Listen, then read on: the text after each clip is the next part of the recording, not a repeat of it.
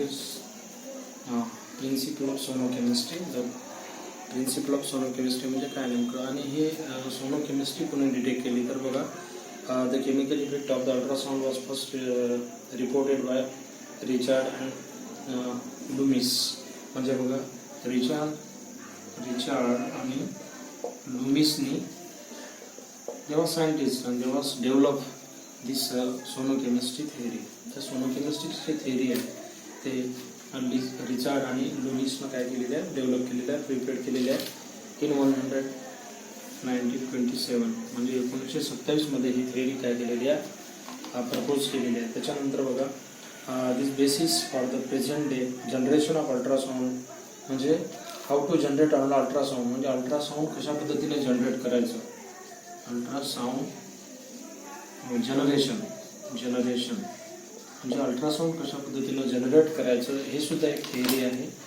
हे कोणी जनरेट केली असेल तर इस्टॅब्लिश बाय 1880. म्हणजे बघा 1880 मध्ये ही थेअरी डेव्हलप झालेली आहे, 1880 मध्ये. त्याच्यानंतर बघा पुढे with the discovery of piezo electric effect bye.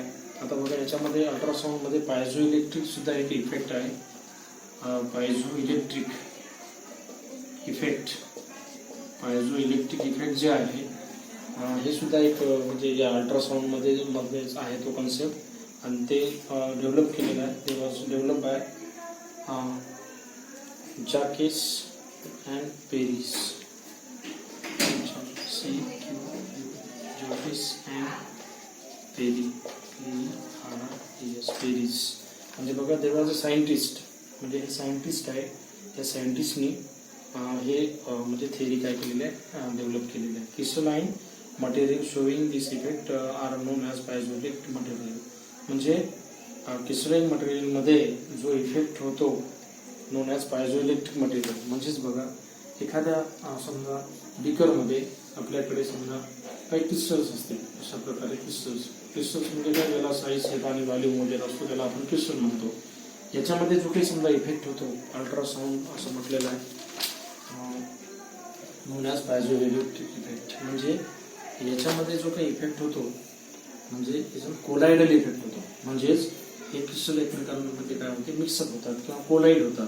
म्हणजे एखाद्या याच्यामध्ये हे क्रिस्टल एकमेकांवर कोलाईड झाल्यानंतर याच्यामध्ये जो इफेक्ट होतो तो अल्ट्रासाउंड असतो, तो आपल्याला त्याचा आवाज येणार नाही, अल्ट्रासाउंड जनरेशन. त्याच्यानंतर त्यालाच पायझो इलेक्ट्रिक इफेक्ट असं म्हटलेलं आहे. आणि या क्रिस्टलायझेशनच्या ज्या काही समजा प्रोसेस आहे, the mixing and decasting of atomic orbital. म्हणजे एखाद्या वेळेस जर आपण क्रिस्टल मिक्स करत असेल त्याच्यामध्ये सुद्धा एक कुठला तरी एक साऊंड डेव्हलप होतो आणि त्या साऊंडला पायझो इलेक्ट्रिक इफेक्ट असं म्हटलेलं आहे. प्रिन्सिपल ऑफ सोनोकेमिस्ट्रीमध्ये हा कन्सेप्ट दिलेला आहे. त्याच्यानंतर ultrasonic devices consist ट्रान्सड्युसर्स which are composed of the piezoelectric material. म्हणजे याला पायझोइलेक्ट्रिक मटेरियल सुद्धा असं म्हटलेलं आहे. Involves the piezoelectric effect is used in transducer that is rapidly alternating potential is placed across the face of piezoelectric crystal.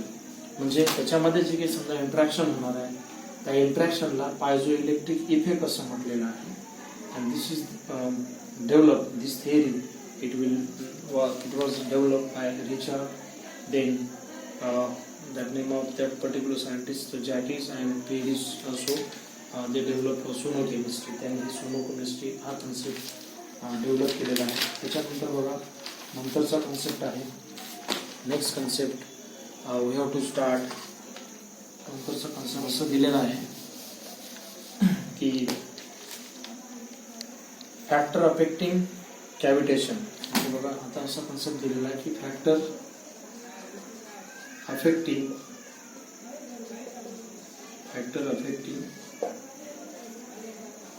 cavitation. Factor affecting cavitation. आता बघा factor affecting कॅव्हिटेशन म्हणजे कॅव्हिटेशन कोणकोणते फॅक्टर समजा रिस्पॉन्सिबल आहे, which factors are mostly responsible for cavitation. तर याच्यामध्ये 2-3 प्रकारचे असे फॅक्टर दिलेले आहेत, 4 आहे. पहिलं फॅक्टर आहे प्रेझेन्स ऑफ अल्ट्रासाउंड फ्रिक्वेन्सी. त्याच्यामध्ये वेगवेगळे फॅक्टर दिलेले आहे. अल्ट्रासाउंड फ्रिक्वेन्सी पहिलं कन्सेप्ट आहे साऊंड फ्रिक्वेन्सी. त्याच्यानंतर दुसरं आहे presence of gas. Presence of gas हा दुसरा फॅक्टर. त्याच्यानंतर तिसरं फॅक्टर आहे सोलवेंट. तिसरं फॅक्टर आहे सोलवेंट्स. त्याच्यानंतर चौथं फॅक्टर आहे प्रेशर. आणि पाचवं फॅक्टर आहे टेम्परेचर. म्हणजे बघा की कॅव्हिटेशन जो काही समजा इथे एक कन्सेप्ट दिलेला आहे, त्या कॅव्हिटेशन मध्ये कोणकोणते फॅक्टर महत्वाचे आहेत. तर पहिला आहे अल्ट्रासाऊंड फ्रिक्वेन्सी, दुसरा आहे प्रेझेन्स ऑफ गॅस, तिसरा आहे सोलवेंट, चौथा आहे प्रेशर आणि पाचवा आहे टेम्परेचर. आता बघा आपण वन बाय म्हणजे डिस्कस करणार आहे की अल्ट्रासाऊंड फ्रिक्वेन्सी म्हणजे काय. तर बघा त्याच्यामध्ये असं दिलेलं आहे की mostly sonochemistry work involve frequency between 20 to 15 kilohertz. म्हणजे बघा याच्यामध्ये जे फ्रिक्वेन्सी आहे 20 to 50 किलो हर्ट्स. म्हणजे बघा एवढी समजा फ्रिक्वेन्सी याच्यामध्ये असणं गरजेचं आहे त्याच्यामध्ये या कॅव्हिटेशनमध्ये. त्याच्यानंतर बघा it has been observed that sonochemical effect is limited. म्हणजे बघा जनरली जे की समजा एखादी समजा रिॲक्शन होत असेल तर एवढं म्हणजे त्याला समजा काय लागेल फ्रिक्वेन्सी लागेल आणि त्याची काहीतरी लिमिटेशन आहे. म्हणजेच जेव्हा समजा एखादी सोनोकेमिस्ट्रीची रिॲक्शन होत असेल किंवा सोनोकेमिकल इफेक्ट होत असेल त्यावेळेस वी हॅव टू म्हणजे त्यावेळी आपल्याला अल्ट्रासाऊंड फ्रिक्वेन्सी किती आहे हे मेजर करावं लागेल, काउंट करावं लागेल. तर जवळपास 20 ते 50 किलो हर्ट्स म्हणजे ते फ्रिक्वेन्सी असणं अतिशय गरजेचं आहे. त्याच्यानंतर बघा it is due to reason that bubble has less time glow and collapse. म्हणजे बघा जर समजा तुम्ही एवढी किलो हर्ट्स समजा फ्रिक्वेन्सी प्रोव्हाइड केली तर त्याच्यामध्ये जे काही समजा बबल्स आहेत ते म्हणजे त्या रिॲक्शनमध्ये किंवा त्या सॉल्व्हंटमध्ये ते bubbles has less time to grow and collapse. म्हणजे जेव्हा समजा हे फ्रिक्वेन्सी कमी किंवा जास्त प्रमाणात त्याच्यामध्ये म्हणजे ॲक्टिवेट होईल त्यावेळेस त्याच्यामधलं जे काही समजा बबल्स आहेत ते बबल्स काय होईल इथे म्हणजे कोलॅप्स होईल म्हणजे दिसणार नाही आहे की. त्याच्यानंतर बघा दुसरं कॉन्सेप्ट आहे प्रेझेन्स ऑफ गॅस. आता प्रेझेन्स ऑफ गॅस म्हणजे त्या म्हणजे सिस्टीममध्ये जेवढं समजा प्रमाणात गॅस लागत असेल जेवढं प्रमाणात समजा त्याचं गॅसचं प्रपोर्शन असेल तेवढं तुम्हाला ते प्रोव्हाइड करावं लागेल. म्हणजेच बघा dissolve the gases act as acceleration site for activation cavitation. म्हणजे हे कॅव्हिटेशन म्हणजे जेव्हा समजा एखादा गॅस डिझॉल्व करायचा असेल त्या म्हटलेलं आहे dissolve gases act and acceleration nucleation sites for cavitation as gases removed from the reaction mixture because the implosion of the cavitation bubble or titration new cavitation even becoming very difficult to be bubbling mixture facilitated vibration cavitation bubble. म्हणजे एखादी कॅव्हिटीमध्ये जर suppose एक cavity आहे त्या कॅव्हिटीमध्ये आपण समजा पाणी भरलं असेल तर त्याला कुठल्या तरी समजा लेवलपर्यंत इथपर्यंत आपण पाणी भरावं नंतर त्याच्यानंतर आपण त्याला जास्त प्रेशर नाही करू शकत. त्याच्यामधून असे बबल्स निघणार आणि त्या बबल्स जेव्हा समजा निघतील तर असं कन्सिडर करायचं की त्याच्यामधलं जो काही समजा लिमिट आहे ते लिमिट त्याच्यामधलं एंड झालेलं असेल. अशा प्रकारच्या कंडिशनला म्हणजे जसं जसं समजा पाणी आपण फिलअप करू तसे बबल्स त्याच्यामधून रिमूव्ह होईल कोलॅप्स होईल आहे की नाही.